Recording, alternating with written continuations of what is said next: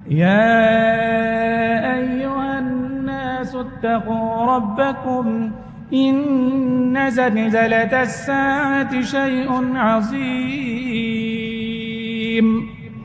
الله বলেন يا أيها الناس اتقوا ربكم আল্লাহ মানুষকে সকল দুনিয়ার সকল জাতির সকল বর্ণের সকল দেশের তথা গোটা দুনিয়ার মানুষকে আল্লাহ তাআলা ডাক দিয়ে বলতেছেন ইয়া আইয়ুহান নাস ইত্তাকু রাব্বাকুম, ও দুনিয়ার মানুষেরা তোমরা আল্লাহকে ভয় করো।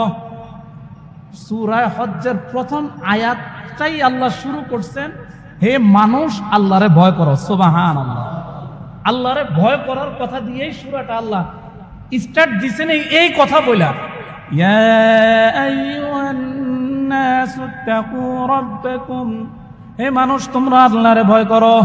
কিসের ব্যাপারে আল্লাহরে ভয় করবা? আল্লাহ পরে বলেন ইন্না জালজালাতাস সাআতি শাইউন আযীম, মহান কম্পন, মহান ভূমিকম্প, যেটা শত শত ফিট উচ্চ বিল্ডিং, উচ্চ প্রাসাদকে পর্যন্ত খেলনার কাগজের মতো নাড়ায় ফেলবে, এমন কম্পনের ব্যাপারে ভয় করো।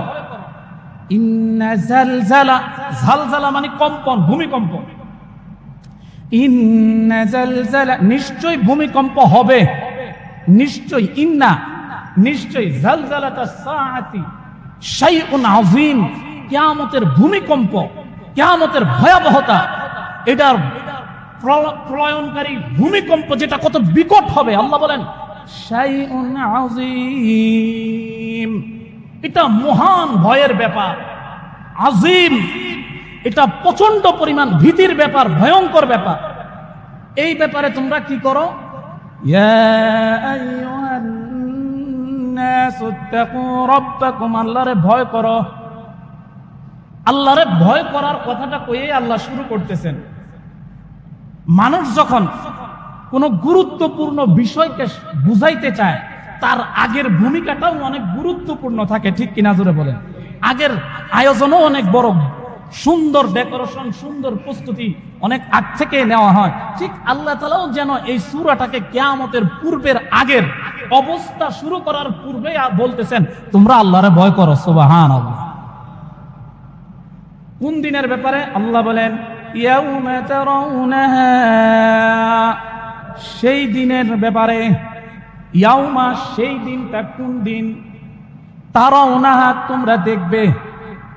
তাযহালু কুল্লু মুরদিআতিন আম্মা আরদাআত, দুগ্ধ পুষ্য বাচ্চাকে নিয়ে মায় দুধ পান করাইতে থাকবে।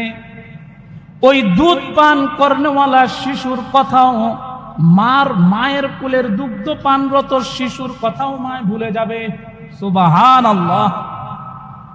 পৃথিবীর মধ্যে ওই বাচ্চাদেরকে মানুষ সবচেয়ে বেশি মহাব্বত করে, ভালোবাসে, মায়া করে, যেই বাচ্চারা ছোট এবং মায়ের কোলে থাকে, ঠিক কিনা জোরে বলেন?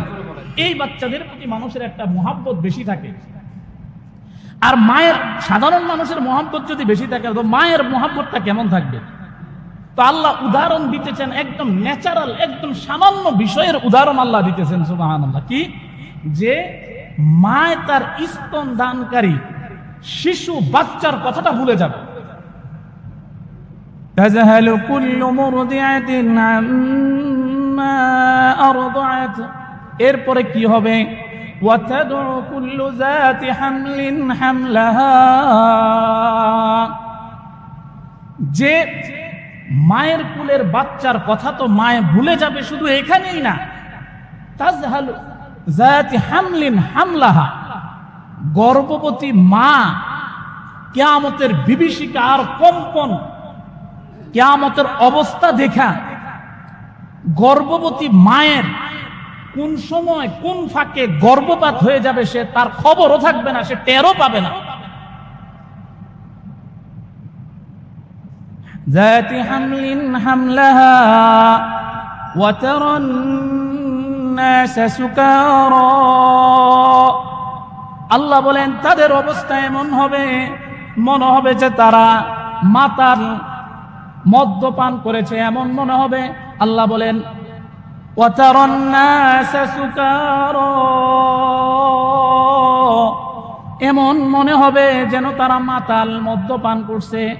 পরেই আল্লাহ বলেন ওমা হুম বিসুকারা, না না তারা কেউ মাতাল থাকবে না, কেউ মদ্যপিয় থাকবে না, সকলেই হুশমান থাকবে, সকলেই সুস্থ থাকবে। ওমা হুম বিসুকারা, সকলেই সঠিক থাকবে। তাহলে আল্লাহ এমন হবে কবে? এমন হবে কেন? আল্লাহ বলেন ওয়ালাকিন আযাবাল্লাহি শাদীদ, আল্লাহর আযাব যখন সচক্ষে দেখবে, আল্লাহর আযাবের ভয়ে কোলের বাচ্চার কথা ভুলে যাবে, পেটের সন্তানের কথা ভুলে যাবে, মাতাল অবস্থায় পাগলের মতো দিক বিদিক ঘুরতে থাকবে। কারণ শুধু একটাই, ওয়ালাকিন্না আযাবাল্লাহি শাদীদ, আল্লাহর আযাবের ভয়ে। সামান্য একটা বিষয় দেখেন, যখন কোনো একটা কম্পন আমাদের সমাজের মধ্যে কোনোদিন কোনো একটা কম্পন নাড়া দেয়, নাড়া দেওয়ার সাথে সাথে বাড়ি ঘরের সমস্ত নারী পুরুষ ছেলে মেয়ে বড় ছোট সবাই দৌড়াইয়া লাফাইয়া সবাই বিল্ডিং এর নিচে চলে আসে। গত বছর 6.7 অথবা 5.7 মাত্রার 6 মাত্রার যে একটা ভূমিকম্প আমাদের দেশে হয়েছিল, যে কম্পনটা, এটা তো আমার নিজের চোখের দেখা। আমাদের বাড়ির 6 তলা একটা বিল্ডিং এর যত মানুষ আছে সব দৌড়াইয়া, এমনকি মহিলাদের উন্না টুন্নাও নাই, যে যেভাবে আসিল সব দৌড়াইয়া নিচে নামছে, সব দৌড়াইয়া নিচে নামছে। দেখি খুব ইচ্ছা করে শখে নামছে, খুশিতে নামছে। তখন বাজে সকাল 10:30 এমন সময়, 10টা 10:30 সব দৌড়াইয়া নিচে নামছে। নামার কারণ কি? যে কোনো ভয়ে আতঙ্কে। আমি বুঝাইতে চাইতেছিলাম, এই যদি দুনিয়ার একটু ঝাঁকুনি কতক্ষণ ছিল, এই ভূতত্ত্ববিদদের তথ্য অনুযায়ী 30-35 সেকেন্ড, সর্বোচ্চ কেউ বলছেন 40-45 সেকেন্ডের একটু ঝাঁকুনি। মাত্রা কত? 5.67। এরকম মাত্রার একটু ঝাঁকুনিতে মানুষ দিশাহারা হয়ে গেছে। মানুষের হুঁশ নাই। উপরের মানুষগুলি দৌড়াইয়া নিচে, নিচের মানুষগুলি দৌড়াইয়া মাঠে, কোনো হুঁশ নাই। অবস্থা কি? সামান্য একটু ঝাঁকুনি। এখন প্রশ্ন অনেক আছে। এই আলোচনা যদি আমি ধারাবাহিক 2-3 সপ্তাহ আলোচনা করি, তারপরেও শেষ হবে না। মুহতারাম হাজিরিন, সামান্য একটু ঝাঁকুনি, এই ঝাঁকুনি দিয়া আল্লাহ কি বুঝাইতে চাইতেছেন? একটা প্রশ্ন। এই ঝাঁকুনির দ্বারা আল্লাহ আমাদের কাছ থেকে কি চান? 2টা প্রশ্ন। মুহতারাম হাজিরিন, যদি দুনিয়ার অবস্থাটাই আমাদের এমন হয়, সামান্য একটু ঝাঁকুনিতেই এমন হয়, আমরা তাল হারাই ফেলি, বেতালের মতো হয়ে যায়, এই ব্যাপারেই তো আল্লাহ তাআলা বলেন যে অবস্থাটা যখন কিয়ামতের হবে তখন অবস্থা কেমন হবে? আল্লাহ বলেন ওয়াতাকুনুল জিবালু কালইহনিল মানফুশ, পাহাড়গুলি ধুনা তুলার মতো উঠতে থাকবে। সুবহানাল্লাহ, পাহাড়গুলি ধুনা তুলার মতো উঠতে থাকবে। এখানে অনেক কথা, আল্লাহ কেন পাহাড়ের কথা উল্লেখ করছেন? দুনিয়াতে তো আরো অনেক শক্তিশালী জিনিস ছিল, ওই সমস্ত কোন জিনিসের কথা আল্লাহ তাআলা উল্লেখ করেন নাই। আল্লাহ পাহাড়ের কথা উল্লেখ করছেন। কেন করছেন? মুফাসসিরিনে কেরাম জবাব দিয়েছেন, দুনিয়াতে তুলা মাপার মেশিন আছে, তুলা ওজন করা যায়, কিন্তু আজও পর্যন্ত পাহাড়কে ওজন করার কোনো যন্ত্র বাইর হয় নাই। এই জন্য আল্লাহ বলেন, যেটা তোরা মাপস, তোরা যে জিনিস দিয়া মাপস, এটাই আমি তোদের সামনে পেশ করলাম। যে জিনিস এখনো পৃথিবীতে আবিষ্কার হয় নাই, পাহাড় মাপার যন্ত্র, এই পাহাড়গুলিকে এমন ওয়েট, এমন ওজনওয়ালা পাহাড়কে আমি আল্লাহ ধুনা তুলার মতো উড়াইব। সুবহানাল্লাহ। আল্লাহ পারবেন কি পারবেন না? জোরে বলেন তো। আল্লাহ ধুনা তুলার মতো পাহাড়কে উড়াইবেন। আর এটার জ্বলন্ত প্রমাণ এখন যদি আপনারা অবিশ্বাস করেন, এই কথা যদি এখনো 2026 সালে কেউ অবিশ্বাস করে, গ্রেট নাস্তিক ছাড়া সে আর কিছুই না। ঠিক কিনা? জোরে বলেন। সে একমাত্র নাস্তিক, বেঈমান, মুরতাদ ছাড়া কোন মানুষ এই কথা বর্তমান 2026 সালে কোন বেঈমান কাফেরও এই কথা বিশ্বাস করতে পারবে না, অবিশ্বাস করতে পারবে না যে আল্লাহ তাআলা দুনা তুলার মতো পাহাড়কে উড়াইতে পারবে না।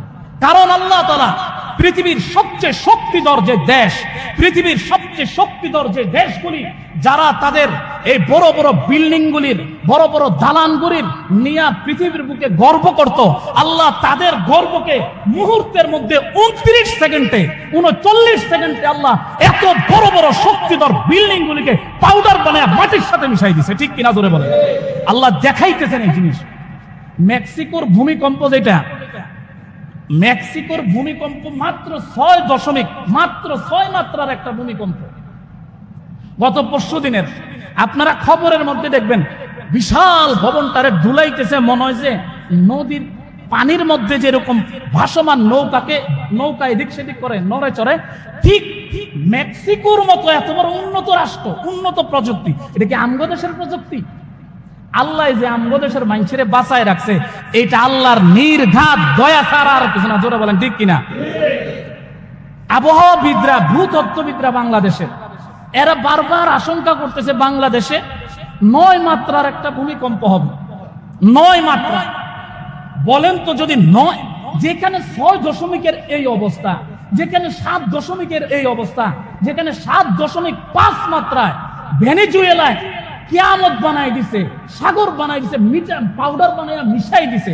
আপনি খবরে দেখবেন যে এক একটা বিল্ডিং, আমরা যেরকম কেক কাটি, স্তর স্তর কেক কাটি, এরকম কেকের মতো এরকম বিছাই দিছে। ঠিক কিনা জোরে বলেন?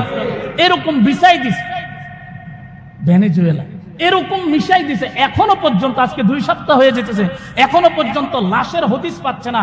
শত না, হাজার লাশ প্রতিদিন বাইরে হইতেছে। আর মাত্রা কত ভূমিকম্পের? মাত্র 7.5। আর আমাদের দেশের ভূতত্ত্ববিদরা আশঙ্কা করতেছে 9 মাত্রার একটা ভূমিকম্প। 9 মাত্রার ভূমিকম্প মানে কি জানেন? এই দেশটা আর দেশ থাকবে না, এই শহরটা সাগরে পরিণত হয়ে যাবে। আল্লাহ আমাদেরকে হেফাজত করেন। উচ্চ কণ্ঠে বলে আমিন, আরো জোরে বলি আমিন। এই যে আম্মাজান আয়েশা রাদিয়াল্লাহু তাআলা আনহা আল্লাহর রাসূলকে প্রশ্ন করছেন, ইয়া রাসূলুল্লাহ, যদি কোনো সময় আল্লাহর কোনো আযাব আমাদের উপর আসে, ওই সময় যদি কোনো ইমানদার মুমিন দুনিয়াতে বেঁচে থাকে, এই ইমানদার মুমিনের উপরেও কি আল্লাহর আযাব আসবে? ইমানদার মুমিন ব্যক্তিরাও কি আযাবের মধ্যে পতিত হবেন? আল্লাহর রাসূল বলতেছেন, ও আয়েশা, আযাব যখন আসবে তখন পাইকারি হারে আযাব আসবে। কে ইমানদার আর কে বেঈমান, কে আল্লাহর খাস বান্দা আর কে আল্লাহর খাস গোলাম, কে আল্লাহর নাফরমান বান্দা, সেই দিকে আল্লাহ তাকাবেন না। আল্লাহ সমানভাবে আল্লাহর আযাবের মধ্যে লিপ্ত করবেন।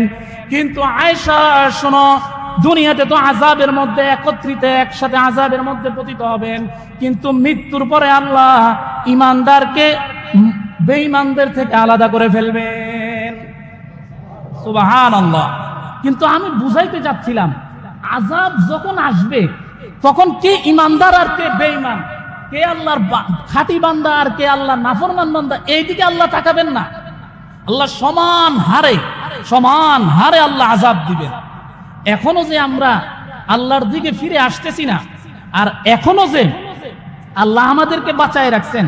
আল্লাহ রাসূলের একটা হাদিস, আল্লাহ রাসূল বলেন, লা তাকুমুস সাআ, কিয়ামত অতক্ষণ পর্যন্ত হবে না। লা তাকুমুস সাআ, কিয়ামত ততক্ষণ পর্যন্ত হবে না, হাত্তা ইউরফাআল ইলমি আও হাত্তা ইউকবাদাল ইলম, যতক্ষণ পর্যন্ত এই পৃথিবী থেকে ইলম উঠায়া না নেওয়া হবে, ইলম দুনিয়া থেকে উঠায় না নেওয়া হবে, ততক্ষণ পর্যন্ত কিয়ামত হবে না। সাহাবারা জিজ্ঞাসা করলেন, ইয়া রাসূলুল্লাহ, দুনিয়া থেকে ইলম উঠাই নেওয়ার অর্থ কি?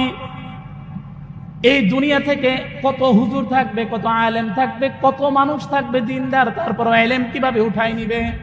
হ্যাঁ, এখানেই তো প্রশ্ন। আমরা তো এখানেই ধোঁকা খাইয়া যাই। টুপি পাঞ্জাবি দেখলেই তারা হুজুর মনে করে বসে থাকি। শত হাজার এইরকম হুজুর থাকবে, কিন্তু খাঁটি আল্লাহর ইলম, আল্লাহর কিতাবের ইলমের নূর যে তখন মানুষের কাছে থাকবে না, খাঁটি ইলম থাকবে না, মানুষের অভাব থাকবে না, কিন্তু খাঁটি ইলম থাকবে না, ইলম আল্লাহ উঠাই নিয়ে যাবে। আল্লাহ রাসূল বলতেছেন ততক্ষণ পর্যন্ত কিয়ামত হবে না। এরপরে আবার বলেন ওয়াতাকফুরুজ জালজালা, এবং কিয়ামতের পূর্বে পৃথিবীতে সিরিজ ভূমিকম্প হবে, যেটা বর্তমানে শুরু হয়ে গেছে। সিরিজ ভূমিকম্প, কখনো এই দেশে, কখনো ওই দেশে, কখনো আরেক দেশে, কখনো আরেক দেশে, এইভাবে চলতে আছে। আপনারা যদি সারা বিশ্বের দিকে লক্ষ্য করেন, এখন সেই অবস্থাটা চলতেছে কিনা জোরে বলেন। সেই অবস্থাটা এখন আমাদের সামনে চলছে। ভেনেজুয়েলায় হইল, এর আগে হইল ফিলিপাইনে, এরপরে আফগানিস্তানে, এরপরে ইন্দোনেশিয়া, এরপরে মালয়েশিয়া, এরপরে আমাদের দেশে, এরপরে পাকিস্তানে প্রতিদিন খবর আসতেছে, এরপরে মেক্সিকোতে। মুহতারাম হাজিরিন, এই যে একটা সিরিজ ভূমিকম্প চলতেছে, এই সিরিজ ভূমিকম্প এটাও একটা কিয়ামতের আলামত। আমার রাসূল বলেন ওয়াতাকফুরুজ জালজালা, একের পর এক ভূমিকম্প হবে, সিরিজ ভূমিকম্প যেটা বর্তমানে চলতেছে, শুরু হয়ে গেছে। এরপরে নবীজি বলেন এই হাদিসের শেষাংশে ওয়াতাকফুরুল হারাজ, খুন খারাপি বেড়ে যাবে। যে মারবে সেও জানবে না কি কারণে মারছে, কি কারণে মারতেছে, এবং যাকে মাইরা ফেলা হয়েছে সেও জানবে না সে কি কারণে মরছে। এই অবস্থা এখন চলছে কিনা জোরে বলেন। সব সব যা বলে গেছে সব কিছু আছে। এরপরে নবীজি বলেন ওয়াতাকফুরুল ফিতান, একের পর এক নতুন ফিতনা আসতে থাকবে। আরে আমাদের পূর্বে যে সমস্ত মানুষগুলি চলে গেছেন, এদের কপাল কত ভালো, এরা মোবাইলের গুনাহ পায় নাই, জিনার গুনাহ পায় নাই, আরো কত গুনাহ থেকে বেঁচে গেছে। আমরা যে কি পরিমাণ গুনাহের জমানার মধ্যে আসছি। ঠিক আল্লাহর রাসূল তো এটাই বলতেছেন, এই জমানার মধ্যে যেই ব্যক্তি, যেই যুবক, যেই মানুষটা ঈমান আমলকে হেফাজত কইরা কোন রকম খালি যারা পরিমাণ ঈমান লইয়া যদি খালি কবরে যাইতে পারে, কোন রকম খালি ঈমানটা নিয়ে যদি খালি মরতে পারে, কোন রকম ভাবে ঈমান নিয়ে খালি কবরে যাইতে পারলে, আল্লাহর রাসূল বলেন এই মানুষটাকেও আল্লাহর আরশের নিচে ছায়া দিবে। সুবহানাল্লাহ, আল্লাহর আরশের নিচে ছায়া দিবে। আল্লাহর আযাব শুরু হয়ে গেছে, সে তওবা করছে, আল্লাহ না জানি এই আযাব আমার উপর আসে, এই জন্য সে তওবা করছে, আল্লাহ আমি আর ফজরও ছাড়বো না, যোহরও ছাড়বো না, আসরও ছাড়বো না, মাগরিবও ছাড়বো না, এশাও ছাড়বো না। এতদিন ওজনের মধ্যে কম দিত, মানুষরা ঠকাইতো, এই আযাব দেখে সে এবার সচেতন হয়েছে, আল্লাহ আমি আর কোনোদিন মানুষের ওজনে কম দিব না। মুহতারাম হাজিরিন, আল্লাহ যে আযাব দেন, আযাব দেওয়ার প্রত্যেকটা গুনাহ এমন পাওয়ার সম্পূর্ণ, প্রত্যেকটা ব্যক্তির প্রত্যেকটা গুনাহ এমন ক্ষমতা সম্পূর্ণ যে একটা গুনার কারণে আল্লাহর আযাব আসার জন্য যথেষ্ট। কিন্তু আল্লাহ কি বলেন, ওয়ামা আসাবাকুম মিন মুসিবাতিন ফাবিমা কাসাবাত আইদিকুম ওয়া ইয়াফু আন কাসীর। আল্লাহ বলেন বান্দা, দুনিয়াতে যত আযাব আসে, যত গজব আসে, যতই আযাব গজব, ভূমিকম্প, জলোচ্ছ্বাস, অগ্নিগিরি উৎপাত হওয়া, আগুন ধরা, খরা, অতিবৃষ্টি, অনাবৃষ্টি, এই সব কিছু বান্দা তোদের হাতের কামাই, তোদের গুনাহের কারণে আসে। কিন্তু আল্লাহ বলেন ওয়ায়াফু আন কাসীর, আমি আল্লাহ সবগুলি ধরি না, অধিকাংশ ক্ষমা করে দেই। আবার বলেন সুবহানাল্লাহ, একসাথে বলেন। আল্লাহ বলেন ওয়ায়াফু আন কাসীর, অধিকাংশই আমি আল্লাহ ক্ষমা করে দেই, আমি ধরি না। আল্লাহ যদি প্রতি কদমে কদমে ধরতো, আল্লাহ এক হাদিসের মধ্যে বলেন যদি খালি আমি দুনিয়ার দিকে ফিরা তাকাইতাম তো দুনিয়ার কোন কাফের মুশরিক এক ঢোক পানি পান করার সাহস থাকতো না, ক্ষমতা থাকতো এক ঢোক। আল্লাহ তাকান না, দুনিয়ার কোনো দাম আল্লাহর কাছে নাই, এজন্য দুনিয়ার দিকে আল্লাহ তাকান না। আল্লাহ বলেন ওয়ায়াফু আন কাসীর, তোমাদের অধিকাংশ গুনাহ আমি ক্ষমা করে দেই। আল্লাহ ক্ষমা, প্রত্যেকটা ক্ষমা, প্রত্যেকটা আল্লাহ ক্ষমা করে দেন। আল্লাহ যদি ধরতেন চলার মতো উপায় আমাদের ছিল না। এজন্য মুমিন যিনি, কথা আমার বুঝতেছেন, যিনি মুমিন উনি এখন থেকে সতর্ক হয়ে যাবেন। এখন থেকে অ্যালার্ট, রেড সিগন্যাল চলতেছে, রেড সিগন্যাল, রেড অ্যালার্ট চলতেছে। এখন সতর্ক হওয়ার সময়। এখন গাফেল থাকবেন তো বেঈমান অবস্থায় যাবেন না। ভয়াবহ সময় আসতেছে, ছেলের জন্য ভয়াবহ, মেয়ের জন্য ভয়াবহ। ইমানদার যিনি তার চোখে ঘুম নাই, ইমানদার যিনি তার চোখে ঘুম নাই। আযাব কখন আমার উপর আসে, আযাব কখন আমার উপর আসে। এই সারা দুনিয়ার সমস্ত মানুষগুলি ফুটবল খেলায় মত্ত, আর ঠিক আল্লাহর আযাব আহা, এটা তো বুঝার মতো ওই রকম এহসাস মেধা লাগবে, তো এটা বুঝার মতো তো চোখ লাগবে। আল্লাহ নিজেই বলেন, কাইফা তাকফুরুনা বিল্লাহি ওয়া কুনতুম আমওয়াতান ফাআহইয়াকুম সুম্মা ইউমীতুকুম। আল্লাহ বলেন কিভাবে তোমরা আল্লাহরে অস্বীকার করো। আল্লাহ নিজেই বলেন। হ্যাঁ, মানুষ বলে না উপকার করে, এই তুই আমার উপকারের কথা ভুলে গেলি, তোর মনে নাই তুই যে 10 টাকা দিয়ে বাজার করবি, এতটুকু ক্ষমতা ছিল না, আমি না তোর সংসার চালাইছি। ঠিক কিনা জোরে বলেন? মানুষ এই কথা বলে না, আমি তোর সংসার চালাইছি, তোর ছেলে বিয়ে দিয়ে দিছি, মেয়ে বিয়ে দিয়ে দিছি, আজকে আমার কারণে তুই এখানে। এটা যদি মানুষ বলতে পারে তো আল্লাহ কেন এই কথা বলতে পারবে না? এই মানুষ, তুই কি আমার ভুলে গেলি? ঠিক কিনা জোরে বলেন? এটা যদি মানুষে বলতে পারে, মানুষের ভাষা এটা হয়, তো আল্লাহর ভাষাটা কত কঠিন হওয়ার কথা। কিন্তু আল্লাহ কঠিন বলেন না। আল্লাহ বলেন কাইফা তাকফুরুনা বিল্লাহি ওয়া কুনতুম আমওয়াতান ফাআহইয়াকুম সুম্মা ইউমীতুকুম সুম্মা ইউহয়ীকুম সুম্মা ইলাইহি তুরজাউন। আল্লাহ বলেন বান্দা তুই কেমনে অস্বীকার করস? তার থেকে পালাইতে পারবি না। আমার আল্লাহ নিজে ডিক্লেয়ার দিতেছেন, এটা আল্লাহর পক্ষেই মানায়। কি বলেন? আল্লাহ বলেন ইয়া মা'শারাল জিন্নি ওয়াল ইনসি ইন ইসতাতা'তুম আন তানফুযু মিন আকতারিস সামাওয়াতি ওয়াল আরদি ফানফুযু লা তানফুযুনা ইল্লা বিসুলতান। আল্লাহ বলেন বান্দারে, এই কথাটা, এই আয়াতটা কই আবার আল্লাহ বলেন ফাবিআইয়ি আলাই রাব্বিকুমা তুকাজ্জিবান। কেমনে করবি অস্বীকার? পারবি? যা, যদি ক্ষমতা থাকে আমার এই পৃথিবীর এই পুরো এরিয়া সাইডে তুই বাইরে যা। এমন কোন জায়গা আছে যে জায়গায় আমি দেখি না? বাইরে যা, আছে নাই? এই জন্য মুমিন, যিনি মুমিন না হওয়া ছাড়া উপায় নাই, যিনি মুমিন আল্লাহর এত সব আযাব দেখা সে মনে করবে আল্লাহ আমার সময় শেষ, রেড সিগন্যাল চলতেছে, আমাকে সংশোধন হতে হবে, ফিরে আসতে হবে। নূহ আলাইহিস সালামের নাম আপনারা শুনছেন। নূহ আলাইহিস সালামের ঘটনা কোরআনের সূরা নূহের মধ্যে আছে। নূহ আলাইহিস সালামের জাতির উপর 4টা বড় বড় আযাব আসছিল। এর মধ্যে একটা আযাব হলো 40 বছর পর্যন্ত নূহ আলাইহিস সালামের জাতির উপর আল্লাহ বৃষ্টি দেন নাই। অনাবৃষ্টিতে 40 বছর কাটাইছে, অনাবৃষ্টিতে। 1 বছর বৃষ্টি না হলে আমরা কি অবস্থা করি? ইস্তিসকার নামাজ, কত দান সদকা খয়রাত, ঠিক কিনা জোরে বলেন? এরকম 40 বছর বৃষ্টি হয় না। মুসা নূহ আলাইহিস সালামের জাতিরা এবার সিদ্ধান্ত নিল, আল্লাহ আমাদেরকে 40 বছর পর্যন্ত বৃষ্টি দিতেছে না, হায় রে আমাদের কি উপায় না জানি, আল্লাহ নিশ্চয়ই আমাদের উপর রাগ হয়েছে, চলো আমরা নবী নূহের কাছে যাই। নূহ আলাইহিস সালামের সমস্ত জাতিরা নূহ আলাইহিস সালামের কাছে আসছে, আয়েশা বলতেছে ও নূহ, আমরা অন্যায় করছি, অপরাধ করছি, একটু আল্লাহর কাছে দোয়া করেন, আল্লাহ যেন আমাদের কাছ থেকে এই আযাবটা সরায় নেয়, আল্লাহ কোন কারণে আমাদেরকে মাফ করে দিবে, একটু আল্লাহরে জিজ্ঞান। নূহ আলাইহিস সালাম আল্লাহর কাছে জিজ্ঞাসেন, আল্লাহ কোরআনে আয়াত নাযিল করছেন, ফাকুল তুস্তাগফিরু রাব্বাকুম ইন্নাহু কানা গাফফারা।